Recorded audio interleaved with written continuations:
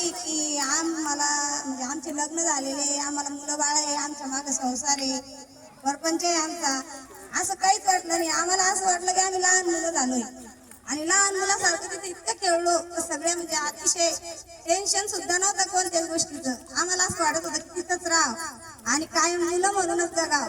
पण आता तसं काही होऊ शकत नाही आणि आम्ही पण कायम मुलं म्हणून जगू शकत नाही. आता आमचं पण प्रपंच आम्हाला बघावं लागणार आहे. आणि विशेष म्हणजे शिरसाट मॅडम, मायरा मॅडम आणि सरांनी आमच्यासाठी खूप तकलीफ घेतली. आमच्या बरोबर त्यांना पण उपाशी राहावं लागलं. ते आमची सोय करत होते, स्वतःच्या जीवाला ते पाणी सुद्धा पित नव्हते, पण आम्हाला पाणी आणून देत होते.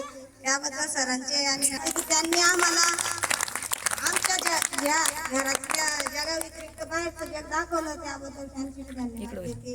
आणि मला म्हणजे विशेष एवढं सांगायचं आहे फक्त की आम्ही एक गेल्याच नंतर लहानच मुलं म्हणून जगलो आणि आता तो काही वेळ परत येणार नाहीये आणि जे झालं ते विसरून जावं लागणार आहे आम्हाला आता परत. एवढं बोलून